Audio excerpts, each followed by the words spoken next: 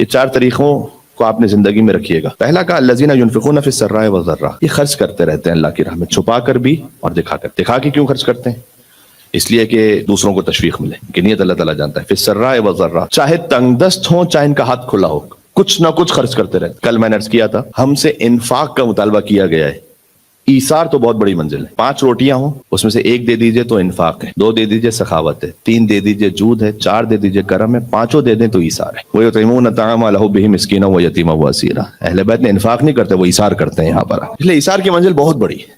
ایثار اللہ تعالیٰ نے کم ذکر کیا، ایثار کا ذکر کیا ایثار کا قرآن میں، لیکن کم ذکر کیا، اس لیے کہ وہ ہرکس و ناقص کی بات ہی نہیں. ہم سے تقاضا بھی نہیں کرتا، ہم سے انفاق مانگا گیا. انفاق وَمِمَّا رَزَقْنَاهُمْ يُنْفِقُونَ، جو ہم نے دیا ہے نا اس میں سے تھوڑا خرچ کرو. تھوڑا خرچ کرنا انفاق ہے. تو اللہ تعالیٰ نے یہاں پر جنت کے راستے کو بیان کرنے کے لیے ایثار بھی نہیں کہا، انفاق کا. چاہے تنگی میں ہو یا کشادگی میں ہو. فی السراء والضراء، یعنی اس کا مطلب ہے ينفقون کنٹینیوس ٹینس ہے، یہاں پر پریزنٹ کنٹینیوس ٹینس ہے. آپ کی اور میری زندگی میں ہر وقت روٹین میں کہیں نہ کہیں کسی فقیر کی، غریب کی، کسی مومن کی یہ مدد جاری ہی رہنی چاہیے. ينفقون 1-2 دفعہ کی بات نہیں، ينفقون. یطعمون کا بھی لفظ وہاں پر ہے نا، یطعمون الطعام، وہ کرتے ہی رہتے ہیں ایسا کام، وہ تو ایثار ہی کرتے رہتے ہیں. ہم سے کہا کہ تم انفاق ہی کرتے رہو. پہلی منزل جنت کے راستے پر پہنچنے کے لیے انفاق ہے. سورہ آل عمران کی آیت نمبر 133 سے آپ کنٹینیوشن میں دیکھیں گا، یہاں سے آپ کو مل جائے گا. دوسرا راستہ جنت تک پہنچنے کا والکاظمین الغیظ، یہ غصے کو ضبط کر، خالی خرچ کرنے کی بات نہیں ہے، غصے کو ضبط کرنا. اخلاقی بلندی پر ہیں، غصے کو ضبط کرتے ہیں. میں آج ایک حدیث دیکھ رہا تھا، جب اس بارے میں کچھ میں نوٹ کر رہا تھا تو بہار الانوار میرے سامنے کھلی، میں کچھ حدیثیں دیکھ رہا تھا. تو اس میں امام سید الساجدین زین العابدین علی بن حسین علیہ السلام کی ایک حدیث دیکھی میں نے. اللہم صلی علی محمد. اس میں امام نے ایک بڑی امید افزا حدیث بیان کی. ڈرانا بھی چاہیے انسان کو، خوشخبری بھی دینی چاہیے. تو بشیر و نذیر دونوں تھے رسول اللہ. معاشر الشیعہ، امام صلی اللہ علیہ وسلم نے فرمایا کہ اے ہمارے شیعوں کے گروہ، اما الجنہ فلا تفوتکم. دیکھیں پہلے تو بات یہ ہے کہ شیعہ خالی نام لینے سے ہو جاتا ہے، شیعہ عمل کرنے سے ہوتا ہے، وہ خود آپ کے ذہن میں ہونا چاہیے. اما الجنہ فلا تفوتکم، جنت انشاءاللہ تم سے فوت نہیں ہوگی، جنت ملے گی. پھر فرمایا سریعا کان او بطیئا، جلدی ملے گی یا لیٹ ملے گی کچھ کو. بیوی کے پاس ایک خاتون آئی تھی پوچھنے کے لیے، سلام اللہ علیہا. بیوی کے پاس جب وہ خاتون ان کے شوہر نے بھیجا تھا کہ بیوی سے پوچھ کر آنا کہ ہم آپ کے شیعہ ہیں یا نہیں. بیوی نے کہا کہ تم شیعہ اس وقت ہو کہ جب ہماری باتوں پہ عمل کرو، جب جن سے ہم نے کہا رک جاؤ تو رک جاؤ. جب خاتون واپس گئے تو شوہر نے کہا کہ ہاں، بیوی سے کہے گا کہ یہ تو ہے لیکن یہ تو بڑا سخت ہے، تو ہم کہیں نہ کہیں کوتاہی کرتے ہیں. اس کا بیوی نے جواب یہ دیا تھا کہ جب تم سے کوتاہی ہوتی ہے تو کبھی اللہ تمہیں سختی میں ڈال کے، کبھی کسی مرض میں مبتلا کر ان کوتاہیوں کو دھو دیتا ہے. حضور مکرم شخص کے پاس گئے، بخار ہو رہا تھا اسے بہت. حضور نے کہا طہور، طاہر ہو رہے ہو تم. اس کا مطلب ہے کہ انسان علاج نہ کرے. ڈاکٹر صاحبان تشریف فرمائے، آپ بتائیے علاج بھی کیجیے. اور اللہ تعالیٰ نے کہا ہے کہ آپ اپنے بدن کا خیال رکھیں. لیکن بہرحال کہیں نہ کہیں سے آپ کبھی دیکھتے ہیں کہ سنتے ہیں کہ اس وقت بڑا وائرل ہے کچھ چیز، انفیکشن چلا ہوا وائرل. ٹھیک ہے، اب آپ کتنی بھی احتیاط کر لیں کبھی مبتلا ہو جاتے ہیں. تو جو مبتلا ہو جاتے ہیں اس کا علاج بھی آپ کیجیے. لیکن یہ جو 5-6 دن 7 دن کی سختی آپ سہتے ہیں، اللہ سبحانہ و تعالیٰ طاہر کر رہا ہوتا ہے آپ کو گناہوں سے. یہاں پر خطاؤں سے معاف کر رہا ہوتا ہے. اللہ سبحانہ و تعالیٰ ہمارے گناہوں کو معاف فرمائے. اور مل کے صلوات بھیجے گا محمد وعلی محمد علیہ السلام پر. اللہم صلی علی محمد وعلی محمد. تو حضرت سیدہ سلام اللہ علیہ نے فرمایا کہ کچھ ہوں گے کہ جو کسی سختی سے، کبھی کسی بیماری میں مبتلا ہو گئے، مرض میں، کبھی فرمایا بی بی نے برزخ میں، اور کبھی کچھ وقت کے لیے جہنم میں. اوہو یہ بڑا سخت ہے. اس میں ہر جتنا ڈیلے ہوتا جائے گا اتنا سخت ہے. تو بہرحال امام صلی اللہ علیہ وسلم نے فرمایا کہ تم جاؤ گے تو صحیح جنت میں، فلا تفوتکم، فوت نہیں ہوگی تم سے. سریعا کان ام بطیئا، لیکن کچھ جلدی چلے جائیں گے، کچھ لیٹ جائیں گے. لیکن تنافسوا فی الدرجات، میں نے بات شروع کی تھی کمپٹیشن کس میں ہونا چاہیے. امام صلی اللہ علیہ وسلم نے کہا کہ تم جنت کے درجات میں کمپیٹ کرو، ایک دوسرے سے مقابلہ کرو.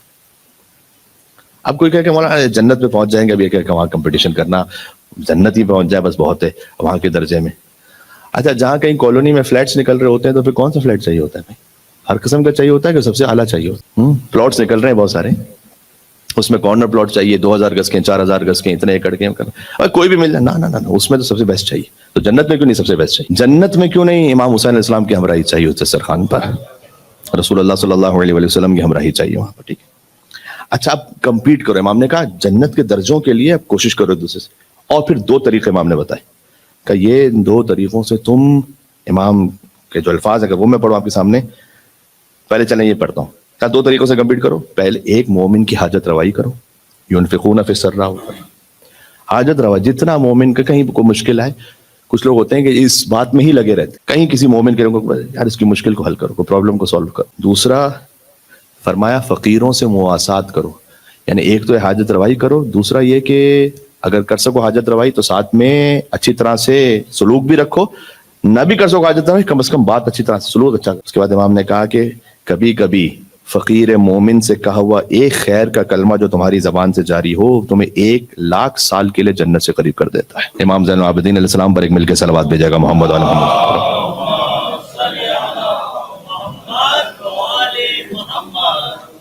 یہ والکاظمین الغیظ, خالی خرچ نہیں کرنا, غصے کو بھی ضبط. آپ کے سامنے مجلسوں میں اور جمعہ خطبوں میں پیش کر چکا ہوں کہ کبھی آپ کے گھر پہ کہیں کوئی ایسا تنازع ہو گیا ہے, فرض کیجئے کبھی کمیونٹی میں, کبھی گھر میں, کبھی کسی اور معاملے میں, اور آپ نے صبر کر لیا اللہ تعالیٰ کی خاطر, نہیں کہا تاکہ جھگڑا نہیں بڑھے آگے.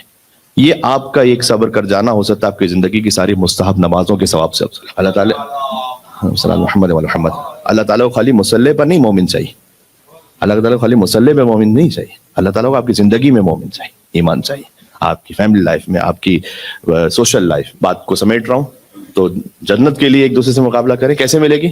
فرمایا ایک تو یہ کہ جو خرچ کرتے ہیں سختی میں ہو چاہے تنگی میں ہو یا کشادگی میں ہو. دوسرا ہے غصے کو ضبط کرتے ہیں, والعافین عن الناس, لوگوں کو معاف بھی کرتے, معاف کریں, منہ یہ جذبہ رکھیں, تو معاف آپ کریں گے انشاءاللہ اللہ تعالیٰ آپ کو معاف کرے گا, آگے بڑھیں.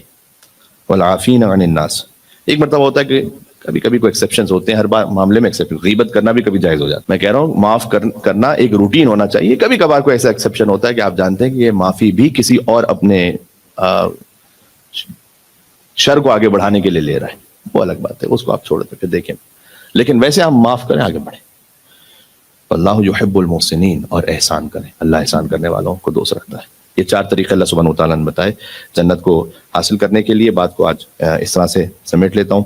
کچھ سمپل چیزیں جن کو اپنی زندگی میں رکھیں, شارٹ ہیں لیکن اس کا ثواب بہت زیادہ ہے اور اجر زیادہ ہے. رات کو وضو کر کے سوئیں, ساری رات کی عبادت کا ثواب ہے. جب بھی فرادہ نماز پڑھیں تب بھی اذان اقامت دیں خود سے, اللہ تعالیٰ 2 ملائکہ کی صفوں کو کھڑا کر دے گا آپ کے بیچ جو آپ کے ساتھ گویا جماعت پڑھ رہے ہیں. اب صف بھی ہوتی ہے نا, یہاں پہ جو صف ہے مثال کے طور پر 15 لوگ ہیں ایک صف میں, امام رضا علیہ السلام کے حرم میں جو صف ہے اس میں 500 لوگ ہیں ایک صف میں.